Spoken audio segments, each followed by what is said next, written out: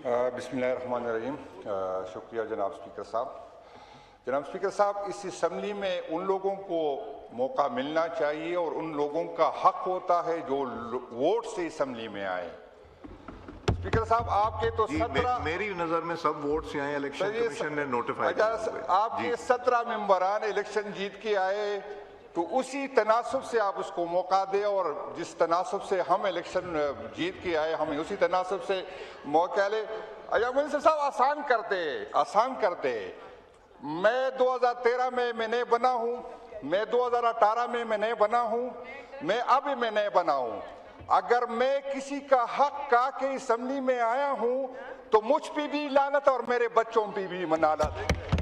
ہمت کر کے ہر بندہ جو تقریر کرے گا یہ الفاظ دہرائے. بسم اللہ الرحمن الرحیم. جی جناب اسپیکر صاحب, ایوریج گروتھ اگر ہم دیکھیں تو 2.3% گروتھ ہے, اور آبادی میں اضافہ اگر دیکھیں تو 2.5% جو ہے آبادی میں گروتھ ہے.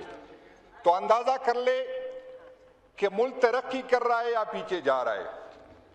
ایک ہماری حکومت تھی جس میں کووڈ کے باوجود جو ہے 6% پہ گروتھ تھی. عجیب بات ہے, جب موجودہ وزیر اعظم صاحب اسی ٹائم جب بات کرتے تھے تو کہتے تھے جس کی تنخواہ جو ہے 30,000 سے کم ہوگی تو اس کو غریب جو ہے مانا جائے گا. اس ٹائم اسپیکر صاحب جب پیٹرول کی پرائس جو ہے 135 روپے پر لیٹر تھی, جب ڈالر کی قیمت 107 روپے پر لیٹر تھی, لیکن موجودہ منسٹر صاحب نے فرمایا کہ جس کی تنخواہ 8,400 روپے سے زیادہ ہوگی اس کو ہم غریب نہیں مانیں گے. اندازہ کر لیں. یہ بدقسمتی ہے اس ملک کی.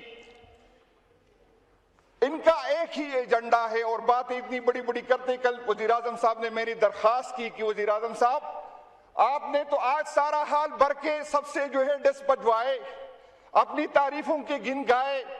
یہ عمران خان صاحب جب وزیر اعظم تھے تو ایران اور امریکہ کی اس نے کوشش کی, اس نے کردار ادا کیا تھا. ایران اور سعودی عرب کے جو تعلقات خراب تھے اس وقت کی وزیر اعظم نے اس میں کردار ادا کیا تھا, اور ہم سب کو فخر ہے اگر پاکستان نے اس میں کردار ادا کیا ہو. آپ ہمیں چھوڑے, اپوزیشن کو چھوڑے, عوام کو چھوڑے.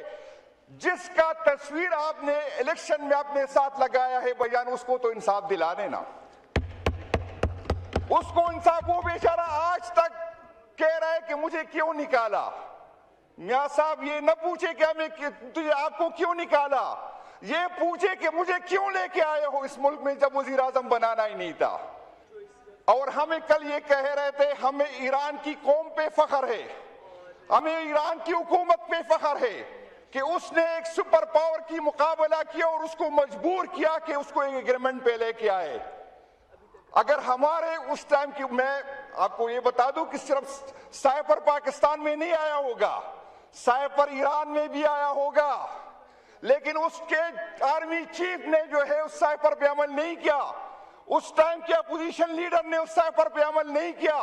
ہمیں افسوس اس بات کی ہے جن لوگوں نے امریکہ کے کہنے پہ ایک منتخب حکومت کو گرایا تھا, آج وہ یہاں پر مزے کر رہے, اور جنہوں نے ایبسلیوٹلی ناٹ کہا تھا وہ آج جیلوں کے سلاخوں کے پیچھے ہے. اگر ایران میں شہباز شریف جیسا اپوزیشن لیڈر ہوتا تو آپ سوچتے اس کا کیا ہوتا. اور ہمیں عجیب بات ہے, یہاں پر ہم نے سنا تھا کہ اگر سائفر جو ہے, اگر سائفر صحیح نکلا تو میں استعفیٰ دے دوں گا. تو میں اس جناب سے پوچھتا ہوں کہ اپنی بات پہ تو قائم رہے نا. آج تو دنیا کو پتا چلا کہ سائفر جو ہے صحیح تھی, پھر آپ اپنے بات پہ کیوں نہیں ٹکے رہتے ہیں. جناب اسپیکر صاحب, یہاں پر فائنانس منسٹر صاحب نے, کیونکہ اس کا عوام سے تو کوئی تعلق ہی نہیں, انہوں نے 15 ٹریلین روپے کا ٹارگٹ دیا. بھائی جان بتائے آپ کی ایکسپورٹ نہیں بڑھ رہی ہے, بھائی جان بتائے آپ کے ٹیکس نیٹ نہیں بڑھ رہا, آپ کی ترقی نہیں ہو رہی, تو 15 ٹریلین روپے آپ کہاں سے دیں گے. اس کا ایک حل اس نے نکالا. ابھی پچھلے دنوں میں ایف بی آر کے ایک بندے سے میری بات ہوئی, اس نے کہا میں نے صاحب ہم مجبور ہیں, ہمیں کہا جاتا ہے, ہمیں ٹارگٹ دیا جاتا ہے کہ آپ یہ ٹارگٹ پورا کرے, چاہے جس طریقے سے آپ پورا کریں. اس سے کیا ہوگا؟ آج اگر کسی کے اکاؤنٹ میں پیسے پڑے اس کے اکاؤنٹ بلاک کیے جاتے ہیں. آج اگر کوئی بزنس کرتا ہے اس کی دکانیں بند کی جاتی ہے, اس سے بدلے کی شکل میں FDR والے جو ہے پیسے لے رہے ہیں. آپ کے پاس کوئی, آپ ہمیں بتائے کہ 15 ٹریلین کا ٹارگٹ آپ نے کس طرح دیا ہے. میں آپ کو آج ہی کہتا ہوں کہ منی بجٹ آئے گا. میں آج کہتا ہوں کہ یہ ٹارگٹ پورا نہیں کر سکے گا. میں آج کہتا ہوں کہ اس کی کوئی تیاری ہے نہیں ہے. جب ملک میں امن نہیں ہے, جب ملک میں انویسٹمنٹ نہیں ہے, تو یہ ٹارگٹ کہاں سے یہ جو ہے اچیو کرے گا؟ جناب اسپیکر صاحب, ملاکنڈ ڈویژن اور ایکس فاٹا جو تھا, آج بھی وہاں پر دہشت گردی ہے. آج بھی وہاں پہ امن و امان کے حالات بد سے بدتر ہے. لیکن موجودہ حکومت نے وہاں بھی ٹیکس نافذ کیا. آپ بتائیں جہاں پر امن نہیں ہے, آپ بتائیں جہاں پہ کاروبار نہیں ہے, آپ بتائیں انویسٹر پاگل ہے کس حالات وہاں پر انویسٹمنٹ کرے. آپ نے تو وہاں کے لوگوں کی زندگی مزید حیران کر دی. آپ بتائیں کہ وہاں کے لوگ ٹیکس کہاں سے دیں گے؟ آلریڈی ہمارے جتنی بھی پیسے والے تھے, جتنی بھی انویسٹر تھے, وہ پنجاب چلے گئے. آپ اگر ہمیں دے نہیں سکتے, ہماری NFC کی شیئر آپ ہمیں نہیں دے سکتے. فاٹا کی کمٹمنٹ کسی حکومت کی نہیں تھی, ریاست کی ذمہ داری تھی. ریاست نے کمٹمنٹ کی تھی کہ فاٹا کی ترقی سارا پاکستان مل کے کریں گے. آپ اس میں ہمارا حصہ نہیں دیتے. آپ PSDP بناتے ہیں تو KPK کو کچھ نہیں دیتے. آپ بتائیں اگر KPK میں آپ کا ووٹ نہیں ہے, اگر KPK کے لوگوں نے آپ کو مسترد کیا ہے, تو آپ کا اسی طرح اس کے ساتھ سلوک کریں گے. آپ کی تو ذمہ داری زیادہ بنتی ہے.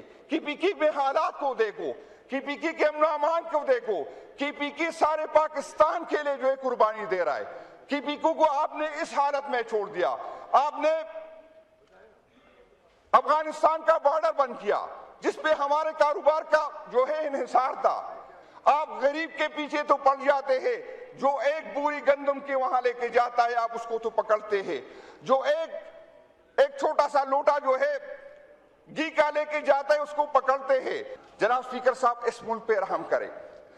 اس حکومت میں اداروں کو ہم نے بے توقیر کیا. اس حکومت میں آئین کو بے توقیر کیا. اس حکومت میں ہم نے قانون کو بے توقیر کیا. آپ لوگوں میں اتنی ہمت نہیں ہے کہ جواب دے. آپ لوگ ہمارا کیا مقابلہ کر سکے؟ میرے بھائی انجینئر صاحب منسٹر تھے وہاں پر گلگت بلتستان میں, ماشاءاللہ 2 مہینے رہے, سرکاری پروٹوکولوں میں رہے, سرکاری ریسٹ ہاؤس میں لگے. لیکن اس ٹائم کے وہاں کے چیف الیکشن کمشنر میں اتنی ہمت نہیں تھی کہ انجینئر صاحب سے پوچھے کہ بھائی جان آپ یہاں کیا کر رہے. میں 20 گھنٹے رہا اور مجھے وہاں سے نکالا گیا, اور پھر کہتے الیکشن آپ نے جیتے. بھائی جان ہمت ہے تو مقابلہ کرو, ہمت ہے اکٹھے ہو کے مقابلہ کرو. یہ جو آپ کے ساتھ لمبی تقریری کریں گے, پھر محسن نقوی صاحب ہاتھ سے پکڑ کے زبردستی لے کے آئے گا. پتہ نہیں ہاتھ سے پکڑے گا یا کان سے پکڑے گا, زبردستی آپ سے ووٹ لے جائے گا. یہ ڈرامہ ختم ہونا چاہیے. آپ لوگ اکٹھے ہیں, آپ لوگ ساتھ ہیں اس ملک کو بگاڑنے میں, جمہوریت کا بیڑا غرق کرنے میں. وائنڈ اپ کریں پلیز. سر جی ابھی وائنڈ اپ کریں. آپ 14-15 منٹ پہ چلے گئے ہیں, 7 منٹ تھے آپ کے ایلوکیٹڈ. سر جی ڈبل ٹائم. سر جی ایک بات ہے, باہر بات نہیں کر سکتے, سیاسی نہیں, باہر تو آپ بہت کرتے ہیں, جلسہ ہم کر نہیں بات کرتے ہیں. تو یہاں پر تو بیٹھنے دینا. نہیں, یہاں بیٹھیں ضرور, مگر آپ کے ایلوکیٹڈ ٹائم سے زیادہ ٹائم نہیں ملے گا. کھولیں تعاون ہمارے ساتھ کرے کہ آپ ہمیں جو ہے اتنا موقع تو دے. سر جی میں آپ سب سے میری اپیل ہے, میں آپ کو بتا دوں اسپیکر صاحب, میں ہر دفعہ ایک بات کرتا ہوں, ایک بات سر جی, ہم جب یہاں حکومت میں ہوتے تھے سعد رفیق صاحب اکثر آتا تھا اور ہمیں کہتا تھا کہ ہم تو بھگت رہے, آپ بھگتیں گے. شاید ہمیں سمجھ نہیں تھی, شاید ہمیں سمجھ نہیں تھی. اگر اس دن ہم سمجھتے تھے تو یہ نہیں بھگتتے. تو میں آپ کو کہتا ہوں, یہ ہو نہیں سکتا کہ عمران خان صاحب پہ 200 FIR ہو اور شہباز شریف پہ جب ہماری حکومت آئی کہ 300 FIR نہیں ہو. یہ ہو نہیں سکتا. یہ ہو نہیں سکتا کہ عمران خان صاحب کی بیوی جیل میں ہو اور شہباز شریف صاحب کی 2 ہو, 3 ہو یا 4 بیوی ہو, چاروں کے 4 جیل میں ہو. یہ ہو نہیں سکتا. آپ نے جو بینچ مارک رکھا ہے انشاءاللہ تعالی میں وعدہ کرتا ہوں کہ ہم آگے جائیں گے. مجھے اپنی تقریر تکلیف نہیں ہے، لیکن مجھے انجینئر صاحب میرے بھائی ہے، میں رات کو سوتا ہوں تو مجھے اس کی چیخیں آتی ہے کہ یار یہ بیچارہ کبھی جیل میں ہوگا. امیر مقام صاحب کی طرف بار بار ہم تو بھگت رہے، لیکن یہ جنید صاحب امیر مقام صاحب کی طرف اشارے نہ کریں. مائک کھولیں. جو بڑی بڑی باتیں کر رہے وہ کس طرح رو رہے تھے. ہمارا لیڈر بھی نہیں رو رہا، وہ فریادی نہیں کر رہا، لیکن آپ برداشت نہیں کر سکے. میں آپ کو گواہ بناتا ہوں کہ آپ کی چیخیں اتنی نکلے گی کہ آپ کیا برداشت نہیں کر سکتے. بڑی مہربانی، شکریہ جی. شکریہ جی.